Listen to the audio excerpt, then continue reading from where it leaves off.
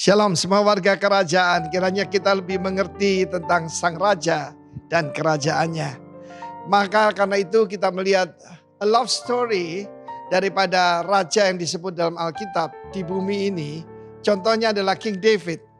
Dalam Injil Matius, semua ada disebut raja, termasuk Salomo yang dikatakan paling kaya yang belum pernah ada dan tidak akan pernah ada lagi. Tetapi David disebut the king. Tetapi tentu saja karena menurunkan the King of Kings, Tuhan Yesus Kristus.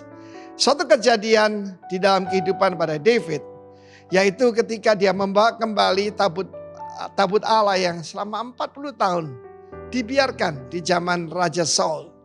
Dibiarkan saja. Dan David berkata, aku tinggal di dalam rumah yang dipapani dengan baik. Ya, bukan wallpaper ya, tapi dipapani dengan baik. Tetapi kemah Tuhan ada di mana? Dia membawa kembali tabut perjanjian itu. Dan ketika dia pulang, tanda orang yang berkenan pada Tuhan hidupnya keluar berkat. Ayat 20 berkata David bless, ya, memberikan berkat, barak kepada seisi rumahnya. Tapi apa yang terjadi? Michal binti Saul. Menarik sekali tidak disebutkan Michal istri David, tapi Michal binti Saul. Kita tahu bagaimana ketika David mengalahkan Goliat, ada satu janji yang tidak dipenuhi oleh Raja Saul, yaitu menyerahkan putri pertama Merab, yaitu untuk menjadi istri pada David. Sebaliknya dia serahkan pada orang lain. Ya, dia wan prestasi saudara. Tetapi Michal, putri yang kedua yang paling kecil, putri daripada Raja Saul, mencintai David. Dan kita tahu Michal jadi istri pertama daripada David. Tapi kemudian pada suatu timbul iri hati dan dengki pada Saul. Dan David melarikan diri menjadi public enemy, wanted number one di kerajaan daripada Saul. Dan Michal juga diserahkan pada orang lain tuh, namanya Paltiel. Mungkin seorang pengusaha begitu. Tetapi ketika David menjadi raja di Hebron. Ya, di Hebron pada saat itu dia menuntut kepada Isboset, putra daripada Saul, untuk memberikan kembali Michal. Saya tahu ini dilarang firman Tuhan ya. Kalau orang sudah menikah dengan orang lain, lalu kembali perjanjian lama ya, dia tidak boleh kembali menjadi istri pada David. Karena kita mengatakan Michal binti Saul. Dan memang dia lebih mirip Saul, tidak mirip dengan David. Kalau orang menikah, mestinya kan jadi lebih mirip. Ini pernikahan politik saudara. Dan kemudian dia merendahkan David. Raja Israel menelanjangi diri. Karena David menari-nari di hadapan Tuhan. Saudara tahu di dalam kerajaan zaman dulu ada pelawak yang disebut jester. Yang membuat raja itu tersenyum sukacita. Dia membuat gerakan lucu-lucu. Itu yang dilakukan oleh David. Dia tidak menari secara koreografi. Dia memandang ke atas dan ingin membuat Tuhan senang. Dan apa yang terjadi? Michal tidak memiliki anak sampai akhir hidupnya. Dia bukan mandul saudara. Tetapi tidak lagi ada hubungan yang intim dengan David. Sampai akhir hidupnya. Ini kita lihat contoh bagaimana tidak menyenangkan sang raja. Penghinaan yang keluar. Ada seorang suami tanya, Tuhan, dulu istriku kayak malaikat, sekarang kayak setan. Tuhan bilang, aku menciptakan dia jadi malaikat. Kamu yang buat dia jadi setan. Itu satu ungkapan gitu aja. Dalam Tuhan tidak akan terjadi seperti itu. Tetapi kalau engkau tidak menyenangkan sang raja, bukan berkat yang datang. David memberkati seisi rumahnya. Saya percaya penjaga pintu diberkati. Tetapi Michal menolak dengan menghina. Jangan menghina sang raja. Dan engkau tidak akan mendapatkan berkat daripada dia. God bless you, warga kerajaan.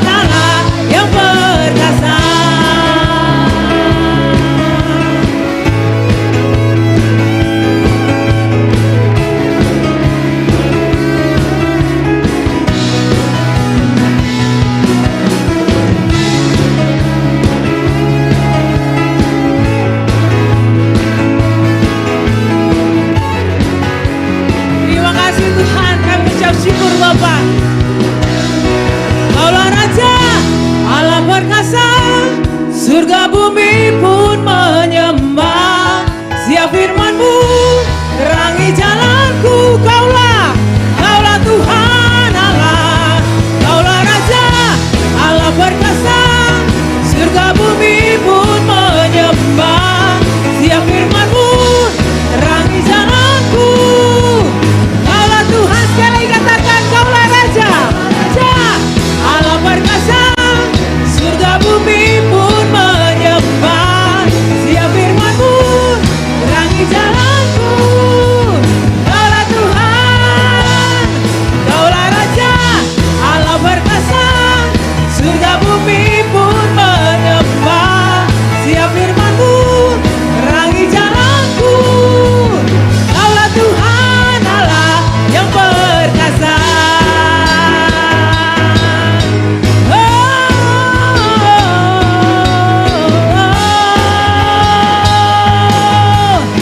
Yesus, Yesus Kaulah Tuhan, Yesus Kau Tuhan Allah perkasa. Yesus Kau Tuhan Allah perkasa. Yesus, Yesus Kau Tuhan Allah perkasa. Yesus Kau Tuhan Allah perkasa.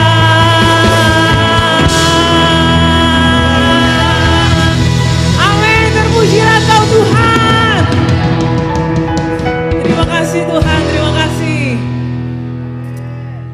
Jadi 11 Maret kemarin saya dan adik dan kakak memperingati 20 tahun berpulangnya Papa gitu.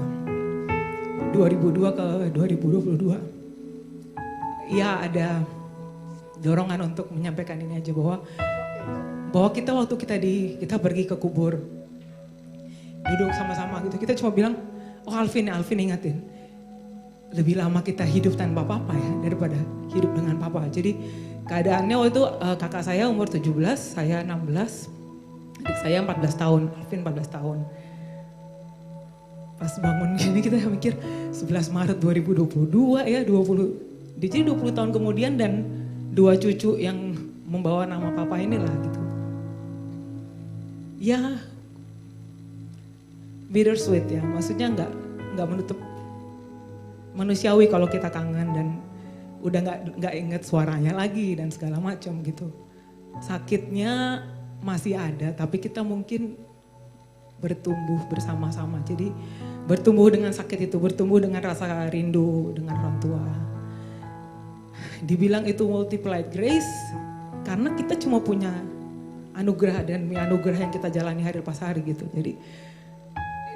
Jadi lagu yang ini teringat waktu saya di rumah dan merenungkan, wah 20 tahun apa Tit yang kamu alamin gitu kan.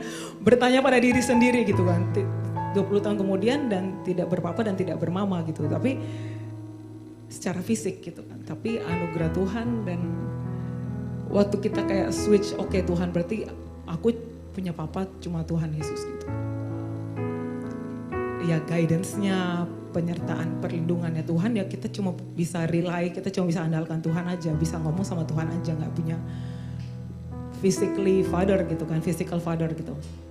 Jadi menyadari betapa besar Tuhan baik, betapa baiknya Tuhan, betapa besar anugerah Tuhan dalam kehidupan kita itu yang sering Kak Harold bilang gak cuma lip service, tapi I really live with that fact gitu. Saya hidupi dengan fakta bahwa beginilah keadaan kami di keluarga gitu. Tapi Tuhan Yesus tetap baik, mengatakan Tuhan Yesus tetap baik itu in all things gitu kan. Dalam segala keadaan Tuhan Yesus baik, anugerah Tuhan besar, anugerah Tuhan sempurna gitu. Dan betapa mahalnya punya orang tua. Wah Kak, jangan itu lain yang sensitif yang kadang-kadang nggak mau kita cross gitu kan. Jadi soalnya itu kayak ada teman yang kayak, wah ditelepon orang tua terus nih. Ngomongnya di depan kita yang kadang-kadang yang nggak punya orang tua gitu kayak, oh you don't know how precious it is gitu loh. Once itu nggak bisa kita ketemuin lagi. Jadi kayak sekarang ini teman-teman di sosial media tahu ya. oh spill chat dong sama ayah kamu, spill chat sama bunda kamu. Itu tuh rasanya kayak gak ada chat sama ayah. Chat sama ayah tuh udah nggak ada gitu, maksudnya ya gitulah, ya udah gitu, tapi ya itulah, itu sikap kita ngadepin sosmed lagi, itu another story. Tapi 20 tahun gitu loh, dari saya SMA kelas 2 sampai sekarang gitu kan, itu rasanya kayak unthinkable, tapi kayak unthinkable juga anugerah Tuhan gitu. Wah, begitu Kak, cuma aduh puji Tuhan. Jadi ini thank you Kak, ini cuma kayak dekade yang timeline yang besar aja gitu. 10 tahun sudah lewat, 20 tahun udah lewat. Ya sampai kapan kita umurin, kita tinggal kita di sini aja. Yang jelas mereka sudah senang gitu sekarang. Terpujilah nama Tuhan. Feels so good. Kita sama-sama bersyukur buat Tuhan. Ku ada sebagaimana ku ada, berdiri menghadap tatamu Bapa, semua karena anugerah-Mu yang telah selamatkanku. Ku hidup dalam segala kelimpahan, ku layak untuk melayani Tuhan. Semua karena anugerah-Mu tercurah bagiku. Besar anugerah-Mu, melimpah kasih-Mu. Semakin hari semakin bertambah, besar anugerah-Mu.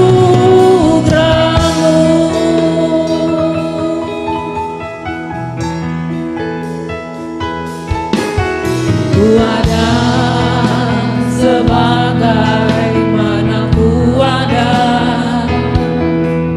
berdiri menghadap tatamu Bapa, semua karena anugerah-Mu yang telah selamatkanku. Ku hidup dalam segala kelimpahan,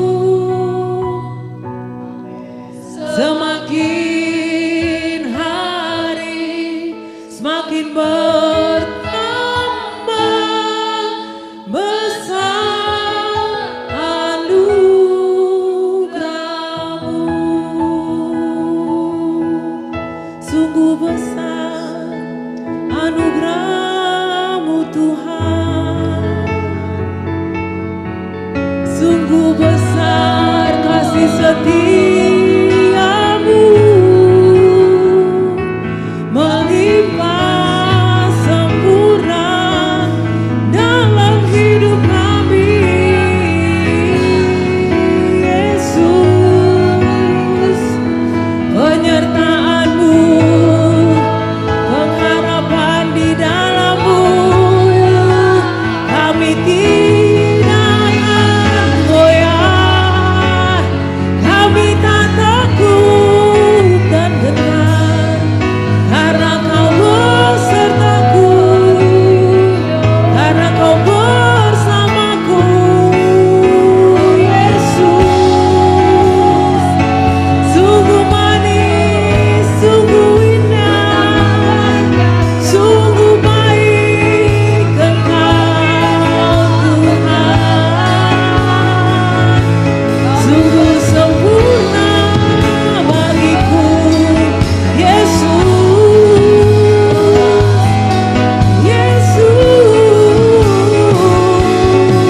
Kau Tuhan, segala pujian,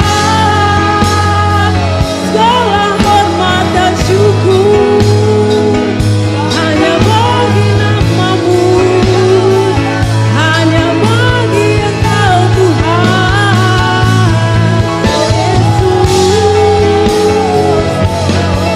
Terima kasih, terima kasih, terima kasih Tuhan.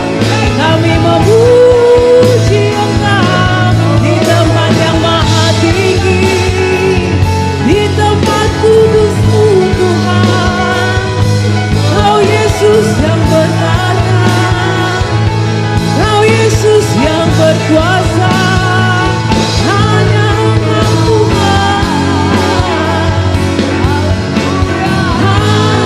Haleluya, haleluya.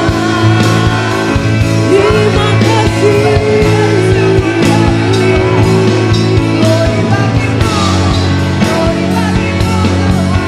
Terima kasih Yesus Tuhan. Terima kasih Yesus Tuhan. Kami bersyukur Yesus.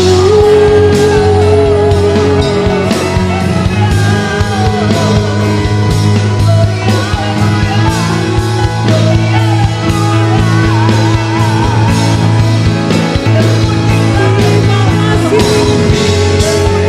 Tuhan, sungguh besar Engkau di dalam kami.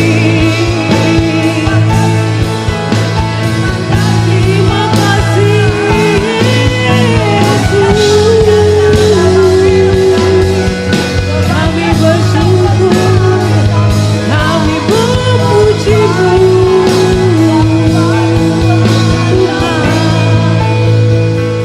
Terima kasih Yesus, Gembala kami yang baik, menuntun kami ke air yang tenang. Hanya Engkau Tuhan, hanya Engkau Yesus, pengharapan kami, sukacita bagi jiwa kami Tuhan. Terima kasih Yesus.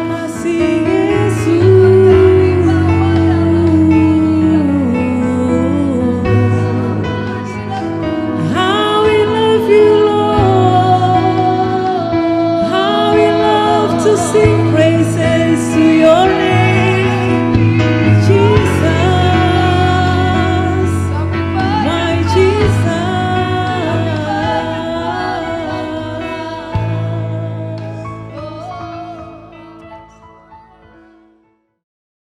Ya, shalom Bapak Ibu yang dikasih Tuhan. Haleluya. Mari kita siapkan hati untuk mendengarkan firman Tuhan dan kita berdoa terlebih dahulu. Mari kita berdoa. Terima kasih Tuhan, kami bersyukur sekali. Kembali kami mau mendengarkan firman-Mu. Tuhan bicara buat kami. Kami sangat haus, hati kami rindu sekali dan subur sekali untuk mau mendengarkan firman-Mu. Roh Kudus tolong kami untuk memahami isi hati-Mu. Kami buka hati ya Tuhan, pakai hamba-Mu dalam nama Yesus. Amin. Saudara yang dikasihi Tuhan, kita dalam rangkaian serial pengajaran Loving the King. Rangkaian pengajaran seluruh keluarga besar Rock Ministry. Dan dalam rangkaian pengajaran ini, sekarang kita masih bicara mencintai Tuhan. Dan saya mau lebih praktikal, lebih konkret, supaya kita bisa langsung hidupi untuk hari-hari kita berikutnya. Mencintai Tuhan, kenapa dan bagaimana. Why and how loving the King. Supaya lebih nyata kan, lebih konkret ya, dikasih Tuhan. Dan minggu lalu, saya review sebentar pelajaran dari istri saya, bahwa ada 3 tipe orang di masa sukar. Kita masih dalam masa sukar, dampak pandemi. Dan memang sejujurnya ada pandemi, masa sukar selalu ada dalam kehidupan kita, karena kita memang tidak hidup di dalam di mana kita berasal. Kita warga kerajaan sorga dan kita tinggal di dunia ini, maka masa sukar terjadi karena ada perbenturan budaya, culture shock, nilai kerajaan dan nilai-nilai yang ada di dunia ini. Jadi masa sukar memang selalu ada dalam kehidupan kita. Memang kita mengakui bahwa pandemi membuat tambah sulit ini hidup. Dan karena itu kita belajar minggu lalu ada 3 tipe kan, orang di masa sukar. Yang pertama orang yang tidak belajar. Dalam konteks firman, dalam konteks hal yang rohani, dalam konteks kebenaran. Ada orang Kristen yang tidak belajar mengampuni, belajar berhemat, memberi, belajar murah hati, ada banyak pelajaran yang lain ya. Untuk menghadapi masa sukar, mereka tidak pernah belajar, apalagi berlatih atau latihan hal-hal yang baik, hal-hal yang rohani. Ya akibatnya orang seperti ini nggak dapat apa-apa, mereka rugi besar. Karena sudah mengalami masa sulit, tidak belajar lagi. Hilangnya banyak. Kelompok yang kedua, kelompok yang mau belajar, tapi tidak mau berlatih. Orang yang membuka hati dalam firman Tuhan, dalam kebenaran, mau mengampuni, mau memberi, mau murah hati. Yes, mereka mau belajar. Cuma mereka tidak mau melatih diri. Tidak mau mengulang-ulang, cepat lelah. Kalau kita bicara stamina rohani, ya mudah lelah, nggak mau dilatih. Mengampuni mudah capek, mengampuni sekali-sekali aja. Kalau dikasih Tuhan, nggak mau terus-menerus. Padahal kitab ngajar kan, mengampuni 70 kali 7 kali gitu ya, dikasih Tuhan ya. Jadi mau belajar, tapi tidak mau berlatih, tidak mau mengampuni. Akibatnya apa? Up and down ya. Naik turun kerohaniannya. Tidak sedikit kelompok seperti ini, kekristenannya. Suka ke gereja, mereka mau belajar. Mau melakukan, mau. Tapi tidak mau berulang-ulang, tidak mau merepetisi. Alkitab bilang kan, latihlah dirimu beribadah. Itu kelompok yang kedua. Nah kelompok yang ketiga yang kita mau ikuti, yaitu kelompok yang di masa sukar mau belajar dan mau berlatih. Mau belajar dan mau dilatih, mau diulang-ulang. Mereka percaya latihan beribadah, ya. Latihan badannya terbatas gunanya. Menarik sekali banyak orang Kristen latihan badannya kuat, ya. Aerobiknya kuat, fitnessnya kuat, larinya kuat, joggingnya kuat, sepedanya kuat. Tapi dalam hal beribadah kurang kuat mengulang-ulang. Dikasih Tuhan, harusnya itu menjadi referensi yang baik. Kalau Anda cukup baik di dalam konsisten berolahraga hidup sehat, hal yang rohani harusnya mendapat perhatian karena Alkitab sudah tegur. Latihan badani terbatas gunanya. Dan ketika beribadah kemarin di minggu lalu, tiba-tiba saya juga mendapatkan impresi. Bagian lain akibat orang mengalami masa sukar. Yang pertama adalah orang yang menjadi hambar di dalam Tuhan. Doanya nggak dijawab, mereka hambar. Mungkin mereka nggak murtad, tapi mereka hambar. Ya, apatis. Dikasih Tuhan Yesus. Ya ke gereja atau beribadah dan tidak beribadah sudah bukan dilihat sebagai kebutuhan yang mereka harus kejar, mereka harus latih gitu ya. Nyaris-nyaris, maaf saya bilang, nyaris-nyaris murtad. Ya, mereka masih Kristen tapi hidup mereka sudah tidak sesuai dengan kehidupan sebagaimana orang percaya. Hambar kecewa. Saudara dikasih Tuhan. Nah, tapi ada kelompok yang justru tambah kuat di dalam Tuhan. Tambah mencintai Tuhan di masa sukar. Tambah bergantung pada Tuhan. Ah, itu saudara dikasih Tuhan. Ini adalah kelompok yang sedang kita belajar minggu-minggu ini. Yaitu lebih mencintai Tuhan. Justru ketika mengalami masa sukar. Kenapa lebih mencintai Tuhan? Bahwa realitas Tuhan sangat nyata dalam hidup mereka. Mereka telah melihat bahwa mereka sudah hidup karena kemurahan Tuhan. Oh ya, mereka berusaha, mereka bekerja. Tapi mereka mengakui bahwa Tuhanlah yang membuat mereka luput dari masa sukar, masa sulit hari-hari ini. Mereka pakai masker, mereka minum vitamin, berjemur. Tapi kalau mereka tetap sehat, itu karena kemurahan Tuhan. Mereka pernah terinfeksi COVID, tapi mereka diluputkan dari maut. Mereka tidak mengalami kemalangan. Mereka tahu karena Tuhan. Jadi ada kelompok yang lebih cinta Tuhan, lebih bergantung pada Tuhan. Kelompok ini yang kita mau belajar sekarang. Kenapa lebih mencintai Tuhan? Why? Mencintai Tuhan adalah law. Dia adalah hukum.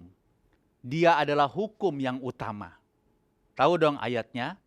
Matius pasal 22 ayat 37 dan sampai 40.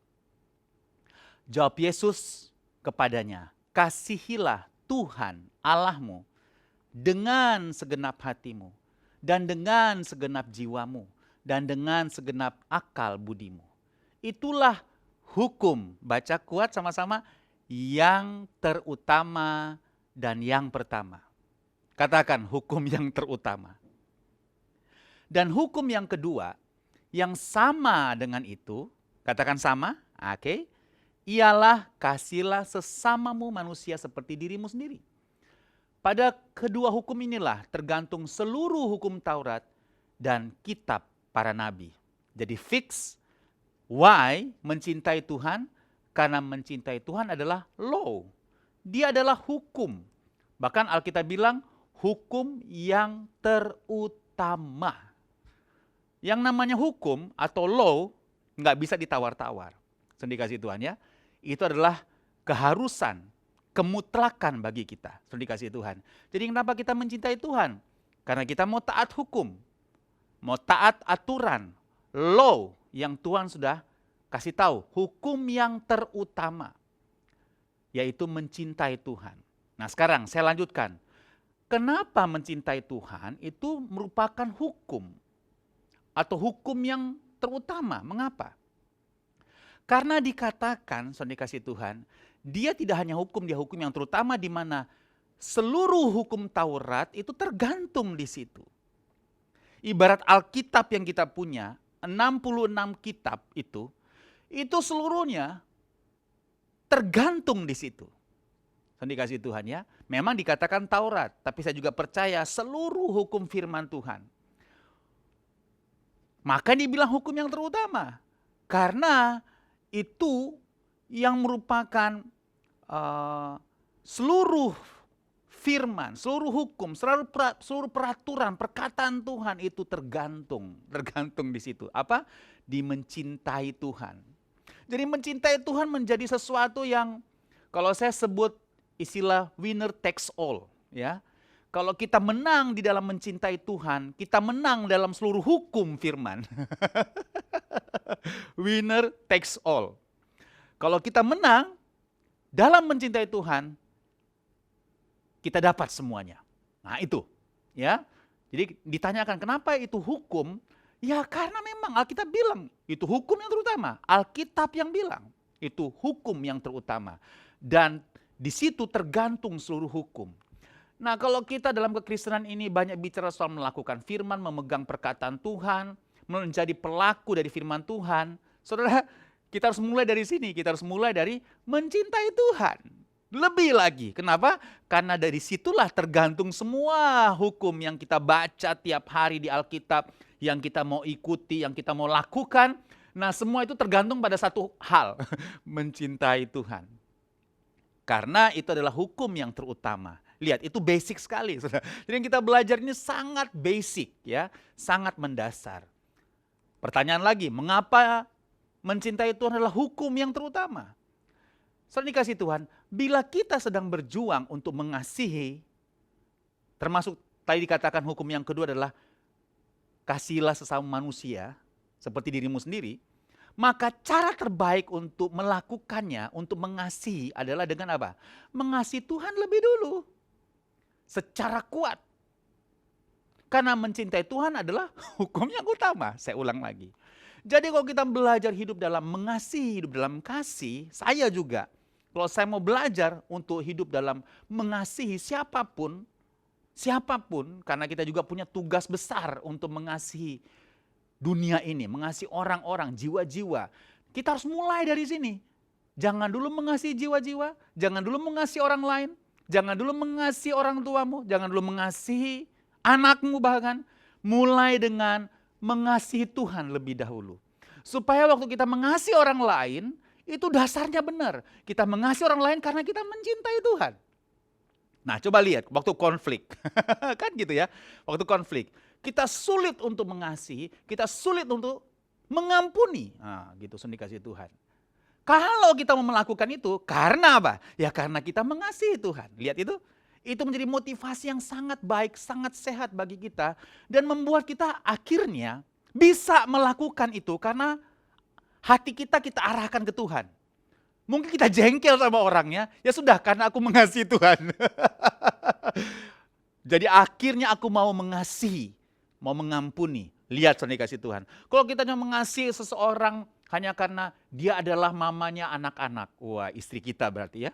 Dia adalah papanya anak-anak. Kasihan anak-anak. Nggak bisa saudara. Orang tetap cerai juga gitu ya. Nggak bisa. Ada yang bilang begini sama saya. Waktu ada orang mau cerai terus kita ingatin. Kasihan anak-anak. Terus biasanya orang kalau sudah kepahitan bilang begini, Pak, justru karena saya sayang anak-anak, saya mau cerai. Gitu. Sulit, sudah dikasih Tuhan. Tapi kalau kita arahkan kasih kita kepada Tuhan, saya mau mengasihi istri saya, mengasihi suami saya, mengasihi anak saya, mengasihi mantu saya, mengasihi mertua saya, mengasihi bos saya, mengasihi bawahan saya, karena saya mencintai Tuhan. Wow, saudara ya, winners takes all, sudah dikasih Tuhan ya. Jadi itulah dasar kenapa kita mencintai Tuhan. Karena dia hukum, bahkan hukum yang terutama. Yang kedua, dia adalah alasan terbaik untuk kita mulai mengasihi siapapun. Kita harus mulai dengan mencintai Tuhan. Nah sekarang saya selesai dengan bagaimana mencintai Tuhan. 3 tindakan konkret mencintai Tuhan menurut Alkitab. Ya, nomor 1. Ya kembali ke ayat tadi. Mencintai Tuhan, mengasihi Tuhan segenap hati, segenap jiwa, dan segenap akal budi. Jadi clear. Bagaimana caranya? Ya 3 ini. Segenap hati, segenap jiwa, segenap akal budi. Itu menurut Alkitab. Yang dibilang tadi hukum yang terutama. Segenap hati bicara apa? Ketulusan kita. Nggak ada embel-embel. Syarat dan ketentuan tidak berlaku. Kalau saudara lihat ada syarat dan ketentuan berlaku dalam hal mengasihi Tuhan, syarat dan ketentuan tidak berlaku. Nggak ada syarat, nggak ada ketentuan, nggak ada kondisi. Unconditional love. Ya, jadi segenap hati itu bicara ketulusan kita. Nggak ada syarat. Kita cinta Tuhan, ada satu alasan terbaik. Karena Tuhan lebih dulu sudah mencintai kita. Ingat pelajaran minggu lalu. Itu dasar satunya kita mengasihi Tuhan. Makanya orang sangat bermasalah untuk mencintai Tuhan. Kalau dia belum benar-benar menyadari bahwa dia sudah dicintai Tuhan lebih dahulu. Belum benar-benar menyadari bahwa dia adalah pusat cintanya Tuhan. Belum berdamai dengan dirinya, dengan Tuhan. Sehingga dia mengalami kesulitan di dalam mencintai Tuhan. Karena dia belum benar-benar berdamai dengan dirinya, bagaimana Tuhan sudah mengampuni dia. Dia tidak mengampuni dirinya. Gitu, saudara dikasih Tuhan. Padahal Tuhan sudah mengampuni dia. Makanya kesempatan ini saya mau bilang buat saudara, mari saudara berdamailah dengan diri kita. Tuhan mencintai kita. Tuhan mengasihi kita. Bahkan dia mengasihi kita, dia mau mati bagi kita ketika, dengar ya, kita masih berdosa. Jadi Tuhan pun mengasihi kita unconditional. Saudara dikasih Tuhan. Syarat dan ketentuan tidak berlaku bagi Tuhan. Dia cinta kita karena dia cinta kita. Dia mengasihi kita bukan karena kebaikan kita. Karena ada hal-hal yang merupakan kualifikasi kita sehingga dia mau mencintai Tuhan. Enggak. Ingat ya, dia mau mati bagi kita ketika manusia masih berdosa. Katakan sama-sama masih berdosa. Masih berdosa. Bahkan saya mau membuat statement yang agak debatable. Justru karena kita masih berdosa itu Tuhan tertarik pada kita. Hanya orang sakit yang membutuhkan dokter. Dokter itu enggak ada artinya tanpa ada orang sakit. Betul enggak? Saudara dikasih Tuhan ya. Enggak ada artinya. Yesus itu tabib. Saudara dikasih Tuhan. Dia cari orang yang sakit. Orang yang terluka. Dan dia tidak hanya cari, dia pulihkan. Dia sembuhkan. Dia treatment. Dia recovery. Dia pulihkan, dia restorasi. Itu kita, saudara dikasih Tuhan. Jadi sekali lagi ya, kalau saudara merasa banyak kesalahan, sulit memaafkan diri saudara karena saudara membuat hal-hal bodoh di masa lalu, akibatnya saudara menanggung hari ini, ada banyak kesulitan, ada banyak konsekuensi. Saudara jangan hukum diri saudara. Tuhan tidak hukum saudara. Dia mengampuni saudara. Dia mengampuni kita. Coba belajar menerima cinta Tuhan. Kita sulit menerima karena kita sudah teracuni dengan bagaimana manusia mencintai. Manusia kebanyakan mencintai karena banyak syaratnya. Tidak mungkin seseorang mencintai kalau nggak ada syarat-syaratnya. Itulah dunia kita di dunia ini. Tapi hukum kerajaan sorga mencintai. Syarat dan ketentuan tidak berlaku. Saudara dikasih Tuhan. Dia mencintai tanpa syarat, tanpa ketentuan apapun. Dia mencintai kita karena dia memutuskan untuk mengasihi kita. Bahkan ketika kita masih berdosa. Ini kabar baik buat kita semua. Anda yang sedang terpuruk hari-hari ini dengan rasa bersalah, mari angkat wajah saudara. Tentunya dengan kita bertobat, tentunya dengan kita berdamai dengan Tuhan, kita mengakui ya, bukan tidak tahu diri, saudara dikasih Tuhan ya. Sudah buat salah, tidak tahu diri lagi, saudara dikasih Tuhan. Tidak boleh. Kita mengakui, kita bertobat. Setelah itu, mari terima kasih Tuhan, terima cinta Tuhan. Dari situlah kita bisa mencintai Tuhan dengan segenap hati. Dari situ, kenapa? Karena Tuhan sudah lebih dulu menunjukkan caranya. Dan kita sudah mengalaminya langsung. Bagaimana sih mengalami cinta dengan segenap hati? Kita sudah mengalaminya dari Tuhan. Itu sebabnya kita bisa melakukannya kepada Tuhan lebih dulu. Dan kemudian somehow, saudara dikasih Tuhan, kita bisa melakukannya kepada orang lain. Ya, lihat itu, hebat kan? Jangan dulu coba mengampuni orang tanpa syarat dengan ketulusan. Sulit, enggak bisa saudara. Langkahnya adalah kita lebih dahulu harus menerima kasih Tuhan yang tanpa syarat. Dan kita mulai mencintai Tuhan tanpa syarat. Nah dari situlah kita bisa hidup di dalam kasih segenap hati. Saya masih belajar, saya mau belajar, dan saya mau melatih diri untuk belajar. Ya, sudah dikasih Tuhan. Terus dia bilang dengan segenap jiwa, segenap apa itu? Perasaan, segenap emosi. Saudara saya bilang ya, bukan karena kita gereja karismatik kemudian kita menyembah Tuhan dengan emosional, dengan perasaan yang ditunjukkan. Kalau gereja yang lain, gereja mainstream, enggak usah lah, itu hanya orang karismatik yang suka lebay, menyembah kok sampai nangis, sampai punya gaya. Saya enggak begitu. Saudara, saya enggak setuju, saudara dikasih Tuhan. Kenapa? Ekspresi penting, karena ekspresi adalah reaksi jujur dari emosi. Sekali lagi ya, ekspresi adalah reaksi jujur dari emosi. Kalau saudara mencintai Tuhan, maka reaksi jujurnya adalah ekspresi, saudara dikasih Tuhan. Makanya Alkitab bilang segenap jiwa, jangan dicoret itu. Itu untuk berlaku untuk semua gereja, bukan cuma karismatik, bukan cuma Pantekosta. Untuk semua. Segenap jiwa, katakan segenap jiwa. Segenap jiwa itu segenap emosi kita juga ada di situ. Sekali lagi saya bilang ya, bahwa ekspresi penting bagi Tuhan, karena itu reaksi jujur dari perasaan kita. Kalau kita mengasihi Tuhan, itu keluar. Oke, saya mengerti orang introvert, orang extrovert, orang berbagai-bagai behavior, ya saudara dikasih Tuhan, saya setuju. Tapi bukan berarti excuse kita tanpa ekspresi, saya nggak setuju. Ekspresikan, cuman ada yang lebih heboh, ada ekspresinya lebih tenang. Oke, tidak ada masalah dengan itu, tidak ada debat dengan itu. Tapi jangan diseragamkan, saudara. Semuanya harus tenang, tidak bisa. Ekspresi jujurnya sesuai dengan perilaku masing-masing dong ya. Yang lebih tenang, yang lebih heboh, silakan. Saudara. Tapi intinya segenap jiwa. Nah, harus jujur dengan jiwa saudara, jangan ditahan. Saya kalau menyembah kadang-kadang kenapa saya tersungkur berlutut? Karena saya mau jujur dengan diri saya. Kadang-kadang saya berpikir dalam suasana penyembahan di gereja, jemaat mau lihat saya untuk berlutut. Kelihatannya lebay, kelihatannya kok, ya sorry ya, sok pendeta, kok lebih sok rohani. Itu kadang-kadang mengintimidasi saya. Terus terang saya mau jujur.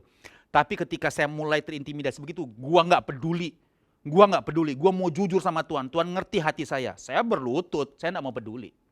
Kadang-kadang saudara lihat saya di mimbar dalam menyembah, saya harus berlutut di pulpit. Ya karena saya mau jujur dengan diri saya nggak mau sedang show, saya nggak mau sedang ditonton oleh jemaat, di syuting, ditonton seluruh dunia oleh YouTube. Lewat YouTube, enggak saudara, saya enggak mau sandiwara kayak gitu. Saya bukan tipe seperti itu. Saya mau tunjukkan, saya mau jujur dengan perasaan saya karena Tuhan tahu hati saya. Saya kalau enggak tahan ya, saya berlutut. Saya enggak mau sedang show sekali lagi. Ya, Tuhan yang ini khotbah ya, Tuhan ada di sini, Tuhan ngerti hati saya. Saya enggak mau bersandiwara di situ. Saya mau coba jujur dengan reaksi saya yang mengasihi Tuhan, yang cinta Tuhan, yang sedang dilawat oleh Tuhan. Saya mau jujur, itu sudah dikasih Tuhan ya. Kalau saya lagi bersuka cita, saya mau jujur, saya bersuka cita, saya mau tahan ya. Cuma memang ada etikanya. Saya lihat juga, kalau nanti saya di sebuah gereja mainstream, saya diundang khotbah, saya tidak mau tersandung buat mereka. Nah gitu, kadang-kadang saya lebih bijak untuk bisa enggak tiba-tiba tersungkur. Nanti orang-orang di gereja itu, di gereja mainstream yang enggak biasa, kemudian apa-apaan sih gitu ya. Nah saudara, saya tentunya enggak mau jadi syak, enggak mau jadi menjadi orang tersandung hanya karena saya lebih jujur. Tapi kalau di lingkungan saya, saya enggak akan menahan itu. Jadi jatuhnya lebih bijak soalnya kasih Tuhan. Kalau saya beberapa kali diundang di gereja-gereja mainstream atau bahkan di kelompok-kelompok yang lebih plural, lebih banyak orang, ya tentunya saya harus bijak supaya enggak jadi batu sandungan. Tapi kalau di rumah sendiri, why not? Gitu sudah dikasih Tuhan. Nah itu sudah dikasih Tuhan ya. Yang ketiga, segenap akal budi, itu bicara apa? Pikiran sehat. Ya pikiran sehat, akal budi. Untuk menangkap strategi dan ide ilahi yang imani dan rohani itu perlu diaplikasikan di alam materi dan duniawi. Nah untuk diaplikasikan perlu pikiran sehat. Nah gitu sudah dikasih Tuhan. Jadi pikiran sehat tidak membatalkan iman kita. Segenap akal budi bukan berarti kita menyalahi iman kita. Kalau kita punya iman pada Tuhan tetap bekerja dengan pikiran sehat. Oke, saya mau berikan contoh deh supaya lebih konkret. Kita beriman dan percaya Tuhan punya kuasa, punya mujizat. Dalam misalnya kita mau mencapai target. Wah biasanya teman-teman di asuransi, di perbankan ada target-target perusahaan atau di perusahaan-perusahaan tertentu yang supplier misalnya ada target penjualan, target perusahaan bulanan. Dan targetnya cukup besar dan kita percaya Tuhan punya mujizat, punya kuasa untuk capai target. Tidak peduli berapa miliar sudah dikasih Tuhan. Nah, maka kita akan duduk di kaki Tuhan bukan untuk menyogok Tuhan, bukan untuk supaya lebih diberkati. Kita duduk di kaki Tuhan untuk mendapatkan strategi. Kita duduk di kaki Tuhan untuk mendapatkan hikmat. Kita duduk di kaki Tuhan untuk mendapatkan tuntunan. Bagaimana mencapai strategi target itu. Beda duduknya saudara dikasih Tuhan. Duduk bukan supaya diberkati. Duduk bukan supaya sogok Tuhan. Menggugah hati Tuhan. Enggak. Kita duduk karena kita mau peka, mau dengar Tuhan. Mau apa ini Tuhan. Nah lalu kita bekerja, itu baru menggunakan akal sehat kan. Karena Tuhan kasih otak buat kita. Kita hubungi nasabah dan hubunginya pun karena kita punya iman sama Tuhan, kita hubungi atas pimpinan Roh Kudus. Bagaimana itu Pak? Ya Roh Kudus berikan damai sejahtera untuk telepon seseorang. Gitu sedih kasih Tuhan. Karena saya pernah mengalami langsung bagaimana menginjil dituntun oleh Roh Kudus. Efektif saudara, efisien. Jadi Roh Kudus bilang misalnya hubungi ini, telepon itu dan seterusnya. Benar-benar itu namanya kita beriman, bergantung dan percaya. Target bisa achieve dikasih Tuhan. Dan bila ada kendala, nah orang yang beriman, yang percaya, dia akan menghadapinya sesuai firman, bukan tipu-tipu. Enggak. Itu ya. Jadi akal sehat bukan menyuruh kita untuk tipu-tipu. Coba tangkap. Akal sehat, jadi mengasihi Tuhan dengan segenap akal budi, berarti akal budi kita taruh pada cara Tuhan, bukan cara kita, akal budi kita taruh pada strategi Tuhan, bukan strategi kita. Karena kalau pakai cara kita ya sudah akhirnya menyerah, karena sudah mepet waktunya, ya tipu-tipu akhirnya. Saudara dikasih Tuhan, itu tidak mengasihi Tuhan. Boldly, secara tegas saya mau bilang, itu tidak mengasihi Tuhan. Mengasihi Tuhan itu adalah pakai cara Tuhan sesuai firman Tuhan. Nah gitu. Dengan akal sehat. Nah, apa itu? Ya bekerja dengan akal sehat. Ya, sudah dikasih Tuhan. Saya kasih paradoksnya dari contoh ini. Sama kasusnya, kita beriman dan percaya atas mujizat Tuhan untuk mencapai target. Maka kita duduk di kaki Tuhan. Paradoksnya begini, duduk untuk menggugah hati Tuhan. Duduk supaya lebih diberkati. Nah itu paradoksnya. Banyak juga orang, saya percaya dan dia cari wajah Tuhan. Tapi cari wajah Tuhan supaya apa? Supaya lebih diberkati, supaya Tuhan tergugah. Nggak bisa, saudara. Tuhan nggak bisa digituin ya. Lalu kita bekerja, menghubungi nasabah. Dituntun Tuhan, gak dituntun Tuhan, yang penting main hubungi. Nah itu, beda saudara dikasih Tuhan. Terus bila ada kendala, segala cara dihadapi. Tapi percaya ada mujizat. Miss kan, aneh saudara dikasih Tuhan. Dan sedikit orang Kristen seperti itu. Mengatakan percaya pada Tuhan, terus kelihatannya dulu di kaki Tuhan, padahal lagi mau bayar Tuhan dengan dia banyak dulu di kaki Tuhan, supaya lebih diberkati Tuhan, mau menggugah hati Tuhan, saudara dikasih Tuhan. Kemudian apalagi saudara dikasih Tuhan, melangkah ya melangkah aja karena percaya sudah berdoa dan pasti diberkati Tuhan. Kemudian waktu menghadapi kendala, pakai segala cara. Oh saudara, itu bukan namanya mencintai Tuhan dengan segenap akal budi, segenap hati dan ketulusan, segenap jiwa saudara. Ya, segenap hati dengan ketulusan dan segenap jiwa, saudara dikasih Tuhan. Nah itu yang pertama. How mengasihi Tuhan? Ya segenap hati, segenap jiwa, segenap akal budi. Saudara bisa review lagi YouTube-nya ini ya, supaya saudara bisa terus mengalami pewahyuan dari Tuhan. Nah yang kedua, bagaimana kita mengasihi Tuhan konkretnya, yaitu Yohanes 14 ayat 15 dan 21. Jikalau kamu mengasihi aku, kamu akan menuruti segala perintahku. Barang siapa memegang perintahku dan melakukannya, dialah yang mengasihi aku. Clear, konkret kan? Dan barang siapa mengasihi aku, ia akan dikasihi oleh Bapakku, dan aku pun akan mengasihi dia, dan akan menyatakan diriku padanya. Saya sambung ya, contoh tadi, pada target akhir bulan. Aku akan menyatakan diriku padanya. Amin. Saudara dikasih Tuhan ya. Jadi yang kedua, yang pertama segenap hati, segenap jiwa dan segenap akal budi kita. Saudara dikasih Tuhan. Tapi yang kedua, bagaimana kita mencintai Tuhan secara konkret? Ya menuruti Alkitab bilang dan memegang segala perintah Tuhan. Itu konkret. Jadi kalau saudara mengasihi Tuhan, ya turuti firman dan pegang firman. Bagaimana menuruti dan memegang? Enggak baca Alkitab. Nah, kembali ke situ lagi saudara dikasih Tuhan. Lihat itu ya. Mari. Keluarga rohaniku, cintai Tuhan dengan konkret. Apa itu? Bukan cuma ngomong aku mencintai Tuhan. Ku mau cinta Yesus selamanya. Bukan cuma nyanyi saudara dikasih Tuhan. Ngomong mencintai Tuhan. Yang Alkitab bilang, jikalau kamu mengasihi aku, Alkitab bilang, clear ya, kamu akan menuruti segala perintahku. Katakan segala, tidak pilih-pilih. Barang siapa memegang perintahku dan melakukannya. Oh lihat tuh, jadi menuruti memegang saya kurang lengkap ini. Dan melakukan itu, dialah yang mengasihi aku. Ya silahkan saudara yang memilih, saya mau belajar, saya mau berlatih, terserah saudara. Apa itu Pak Herol? Mau menuruti firman, mau memegang firman dan melakukan firman. Saya mau belajar, saya mau berlatih berulang-ulang. Supaya saya bertumbuh dan menang di dalam Tuhan. Di dalam anugerah Tuhan.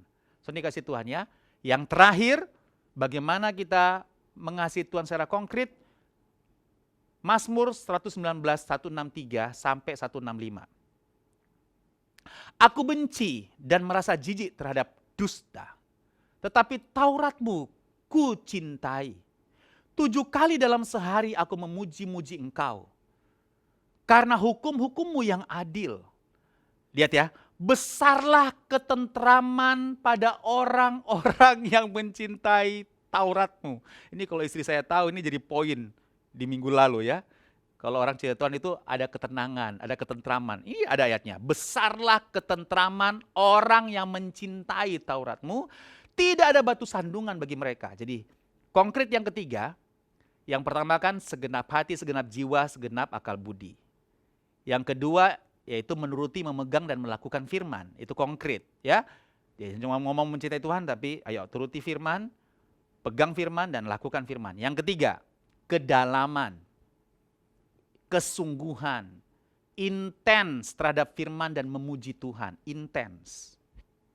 7 kali sehari, intens. Karena hukum-Mu yang adil, Taurat-Mu kucintai. Jadi dalam 2 hal kita intens. Kita intens dalam firman, kita intens dalam memuji Tuhan. Ini menggarisbawahi poin yang nomor 2 tadi, plus memuji Tuhan, menyembah Tuhan, bersyukur, terhubung sama Tuhan. Nah, ya itu tadi. Kita pernah belajar tentang serial kedalaman kan?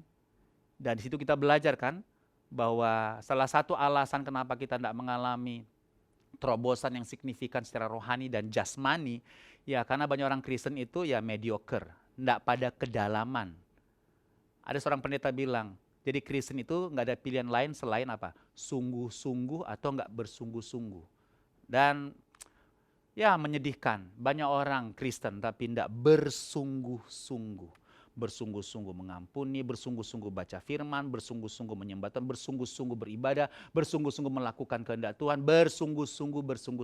Tidak masuk pada kedalaman. Saya mengajak kita masuk pada kedalaman, pada kesungguhan. Intens terhadap firman, intens memuji Tuhan. Alkitab bilang ini pemazmur. Sudah tahu ya pemazmur, dia banyak gagal juga. Tapi 7 kali sehari dia memuji Tuhan. Dan Taurat-Mu kucintai. Bahkan di bawah dibilang lagi, mencintai Taurat-Mu. Maka sudah dikasih Tuhan gak heran. Dia bilang bahwa besarlah ketentraman orang-orang yang mencintai Taurat-Mu. Dan tentunya memuji Tuhan. 7 kali sehari. Saya lantas tiba-tiba kita harus 7 kali sehari. Tidak begitu saudara. Intinya adalah intens. Sungguh-sungguh dalam pada Tuhan. Tidak yang cuman sambil lalu, ya selamat malam, itu pilihan. Tapi kalau Anda membuka hati sekarang, mari jangan cuman sambil lalu. Perlu kedalaman, perlu kesungguhan, baca firman, lakukan, pegang, saudara dikasih Tuhan, menuruti firman, saudara dikasih Tuhan. Saya kemudian berkesimpulan, kita tidak serta-merta mencintai Tuhan hanya dengan memuji Tuhan 7 kali sehari. Oke? Ada orang bilang, wah kurang apa lagi saya memuji Tuhan? Tiap hari saya memuji Tuhan. Mau 7 kali sehari, saya lebih. Nah gitu ya. Saya bilang ya, kita tidak serta-merta mencintai Tuhan hanya dengan kita suka memuji-muji Tuhan. Tidak serta-merta kita mencintai Tuhan. Harus disertai dengan, kalau Alkitab bilang tadi, kecintaan pada Taurat Tuhan, firman Tuhan dan peraturan Tuhan. Bahkan dikatakan jijik terhadap dusta. Nah, lihat ayatnya kan. Aku benci dan merasa jijik terhadap dusta. Taurat-Mu kucintai. Saudara, orang suka memuji Tuhan, suka menyembah Tuhan, tapi dusta jalan terus, bohong jalan terus. Enggak, itu enggak mencintai Tuhan. Mencintai Tuhan itu dia 7 kali sehari, dia jijik terhadap dusta, dan dia mencintai Taurat Tuhan. Dia suka baca firman. Itu mencintai Tuhan. Jadi memuji Tuhan 7 kali sehari, jangan salah mengerti saudara. Bukan berarti tiba-tiba saudara langsung mencintai Tuhan. Dengan ngomong atau menyanyi mencintai Tuhan, bukan tiba-tiba kita mencintai Tuhan. Kita perlu intens di dalam firman, menurutinya, memegangnya, melakukannya dengan segenap hati, dengan segenap jiwa, dengan segenap akal budi kita. Itu sudah dikasih Tuhan. Yang akibatnya apa salah satunya? Ya jijik kata pemazmur terhadap dusta. Haleluya. Maka besarlah ketentramannya. Amin. Sudah dikasih Tuhan, saya sudah selesai. Dan saya berdoa kita mendapatkan hal konkret hari ini. Why and how loving the King. Bagaimana mencintai Tuhan dan kenapa kita mencintai. Itu adalah hukum yang utama. Nah, itulah cara terbaik untuk kita mulai hidup dalam mengasihi. Yaitu apa? Mencintai Tuhan lebih dahulu. Maka saya percaya setelah melewati semuanya ini, masa sukar akan buat kita bertumbuh dan kita menang. Haleluya. Dan kita tidak khawatir pada pemeliharaan Tuhan. Sambil tentunya dengan akal sehat kita bekerja, kita berusaha, kita sekolah, kita kuliah, kita mendapatkan strategi Tuhan, kita duduk di kaki Tuhan, kita dapat ide-ide dari Tuhan, kita melangkah. Dan ketika itu ide dari Tuhan, tampaknya tidak masuk akal. Itu iman bekerja. Pakai akal budi, saudara dikasih Tuhan. kelihatannya tidak masuk akal, tapi kita melangkah karena kita percaya Tuhan menuntun kita. Nah, melangkah ini kan ya pakai strategi yang Tuhan berikan dan akal sehat, karena Tuhan kita memberikan kita otak, memberikan kita hati, cukup untuk kita melangkah di dalam perjalanan iman kita. Mari selamat menang sendiri kasih Tuhan, selamat mencintai Tuhan lebih lagi, selamat dipenuhi oleh kasih Tuhan. Mari kita mau belajar dan mau berlatih berulang-ulang. Kita akan menang dan bertumbuh. Amin. Mari kita berdoa. Bapa, terima kasih untuk firman-Mu, kami sangat bersyukur. Kami sangat bersyukur. Kami semakin termotivasi, semakin antusias untuk lebih mencintai Tuhan. Karena kami tahu Tuhan, itulah yang kami butuhkan hari-hari ini. Terpaut pada Tuhan lebih lagi. Dan terpaut pada Tuhan bukan cuma sekedar kami memuji Tuhan, mengakui kami ngomong cinta Tuhan. Kami mau menuruti firman-Mu, memegang firman-Mu, melakukan firman-Mu. Dengan segenap hati, ketulusan kami, segenap jiwa, segenap emosi, perasaan kami, dan segenap akal budi kami serahkan pada hikmat Tuhan, ide dan strategi Tuhan. Dan akhirnya Tuhan, kami punya gaya hidup yang terus memuji-muji Tuhan secara intens. Kami bersungguh-sungguh berlatih melakukannya berulang-ulang pada kedalaman iman kami di dalam mencintai Taurat-Mu, sehingga kami luput dari segala dusta. Karena kami benci pada hal-hal yang tidak benar. Karena kebenaran-Mu yang menguasai hidup kami. Meteraikan firman-Mu, kami bersyukur. Haleluya. Amin. Puji Tuhan.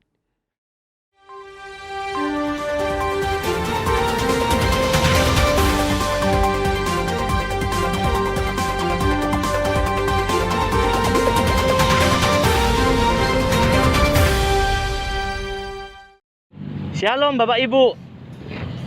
Saya mau update proses Rock Home sampai dengan minggu ini. Minggu ini kita masih mengerjakan jalan. Jadi ini mudah-mudahan minggu ini selesai untuk yang bawah. Kemudian kita juga perbaikan posisi di atas. Karena di atas karena cuaca yang ekstrim, jadi kita harus perhatikan untuk buat parit untuk dibuang ke ini. Kalau udah gitu jalan kita akan rusak. Terus update kedua terkait borpel sudah masuk ke 126 titik. Setelah ini kita hentikan untuk borpel yang ke bawah dan kita akan selesaikan di atas. Yang tampak itu ada eksavator itu. Nah, di lokasi itu nanti kita akan bikin shear wall setinggi 3 meter untuk pakai dinding beton. Jadi itu update untuk minggu ini, dan sementara kita juga perbaikan posisi landscape kita supaya tidak terjadi longsoran karena kondisi hujan yang cukup ekstrim akhir-akhir ini. Itu aja update minggu ini. Terima kasih, Tuhan memberkati. Bapak Ibu yang kekasih dalam Kristus, kita sudah dengar firman Tuhan yang disampaikan. Ada sebuah rema buat kita. Kita dengar bahwa ternyata mencintai Tuhan itu bukan sekedar kewajiban, tapi hukum. Sebab hukum yang pertama dan yang terutama itu kasihilah Tuhan. Jadi bobotnya itu lebih berat, lebih strong lagi dari sekedar sebuah kewajiban, tapi sebuah hukum. Yaitu jadi mengasihi Tuhan itu sebuah keharusan. Dan gak ada cara lain atau gak ada sesuatu yang bisa menggantikan hubungan kita dengan Tuhan selain daripada mencintai Tuhan. Ya. Dan yang kita akan melakukan sebentar yaitu perjamuan kudus. Ini adalah bukti cinta kita sama Tuhan dan juga bukti cinta Tuhan sama kita. Apa yang sudah Tuhan lakukan terhadap kita ini, yaitu menyerahkan tubuhnya menjadi satu dengan kita. Dengar, saya akan bacakan firman Tuhan. Inilah tubuhku yang diserahkan bagi kamu, perbuatlah ini jadi peringatan akan aku. Jadi setiap kali kita makan roti yang ada di tangan kanan kita ini, berarti kita memperingati akan Dia. Dan saudara kekasih dalam Tuhan, adakah engkau benar-benar percaya bahwa roti yang kita angkat tinggi di atas kepala kita adalah benar-benar tubuh Kristus? Mari kita makan dengan iman.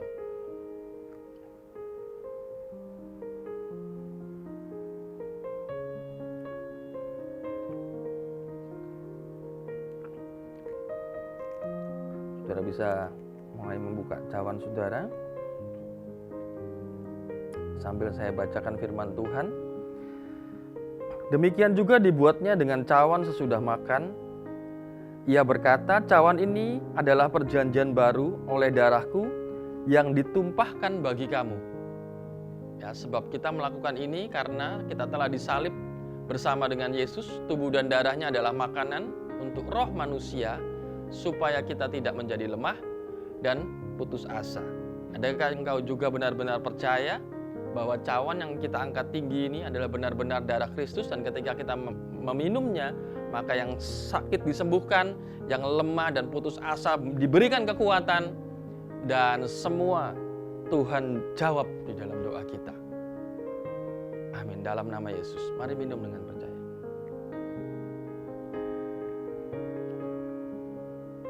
Saudara boleh letakkan cawan saudara. Mari kita satu di dalam doa. Bapa, kami bersyukur untuk hari ini Tuhan. Kami sudah boleh menikmati perjamuan kudus, kami sudah boleh menikmati firman Tuhan, kami sudah memperoleh rema baru, kami sudah memperoleh pesan, message yang strong dalam kehidupan kami, bahwa mencintai Tuhan adalah sebuah hukum hubungan antara kami manusia dengan Tuhan sendiri. Terima kasih untuk semua firman yang sudah ditabur. Kami percaya Tuhan, Roh Kudus-Mu memberikan pewahyuan lebih kepada kita, untuk kita semakin hari semakin mencerna, dan hubungan kita dengan Tuhan semakin hari semakin melekat dan mendekat Tuhan. Terima kasih Bapa. Kami bersyukur untuk semua yang terbaik yang datang daripada-Mu. Pada kesempatan ini juga kami mau sepakat mau berdoa Tuhan. Kami mau melepaskan berkat untuk Indonesia Tuhan. Kami mau sepakat syafaat untuk bangsa negara kami. Kami mau melepaskan berkat atas Indonesia. Engkau memberkati para pemimpin bangsa kami. Engkau memberkati semua aparat pemerintahan yang ada, yang sudah dipilih, yang akan bekerja dengan baik, akan penuh dengan hikmat, akan penuh dengan otoritas ilahi untuk memimpin, menyejahterakan, untuk membangun akan Indonesia Tuhan. Indonesia akan jadi sebuah negara yang aman, makmur, sejahtera kepada semua masyarakatnya Tuhan. Isu-isu yang menyimpang sana dan sini, kami percaya Tuhan yang membuat semua umat Tuhan untuk bisa mencerna dengan baik, untuk tidak termakan dengan hoaks-hoaks Tuhan. Terima kasih Bapa. Kami berdoa juga terlebih untuk kota kami tercinta Balikpapan.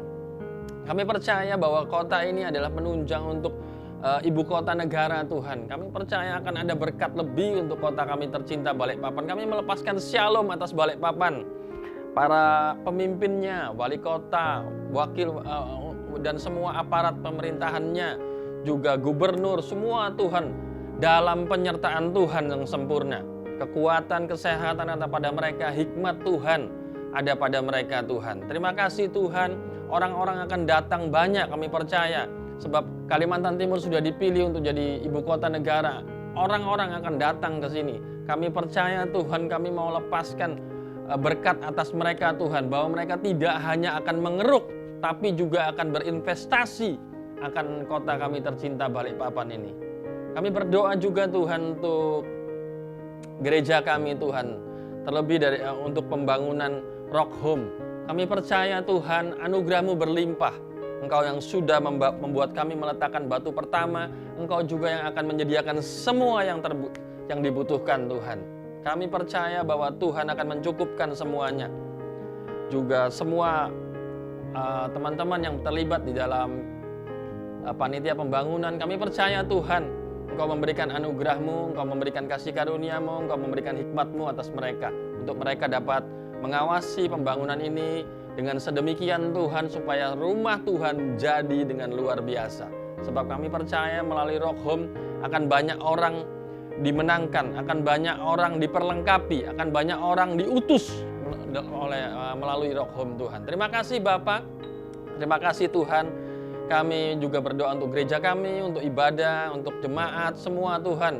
Kami percaya yang sakit Engkau tolong sembuhkan, yang lemah, letih, lesu, semua Tuhan kasih kekuatan. Terima kasih Bapa. Inilah doa kami, doa salawat kami dalam nama Tuhan Yesus Kristus. Amin. Bapak Ibu Saudara sekalian, sebelum kita pulang, mari kita persiapkan gadget kita atau yang sudah yang menyiapkan amplop bisa mengirimkannya, mentransferkannya melalui rekening yang terdapat di layar kaca saudara, Bapak Ibu saudara sekalian. Mari kita angkat gadget kita dan kita berdoa, Tuhan kami mau memberi. Kami tahu bahwa kami memberi bukan karena Tuhan kekurangan, tapi kami memberi karena kami cinta akan Engkau Tuhan. Terima kasih Bapa, kami percaya apa yang kami berikan adalah yang terbaik untuk kerajaan Tuhan. Terima kasih Bapa, dan sebentar kami akan berpisah satu dengan yang lainnya. Kami percaya bahwa Tuhan memberkati kami. Itu sebabnya kami mengarahkan kedua tangan kami dan kami sepakat, kami beriman adalah kehendak Tuhan Engkau semakin naik dengan tidak turun. Jadi kepala dan bukan ekor. Diberkati keluar masukmu mulai sekarang sampai selama-lamanya. Dan mulut kita diberkati Tuhan dengan kuasa. Mari kita genggam erat kedua tangan kita dan perkatakan, apa saja yang kukerjakan dengan tanganku ini pasti diberkati, sehat dan beruntung. Apa saja yang kukerjakan dengan tanganku ini pasti diberkati, sehat dan beruntung. Apa saja yang kukerjakan dengan tanganku ini pasti diberkati, sehat dan beruntung. Tuhan memberkati engkau dan melindungi engkau. Tuhan menyinari engkau dengan wajahnya dan beri engkau kasih karunia. Tuhan menghadapkan wajahnya kepada engkau dan melimpahkan shalom, damai sejahtera, sukacita berlimpah-limpah mulai hari ini sampai selama-lamanya. Tuhan Yesus memberkati. Selamat hari Minggu. Amin.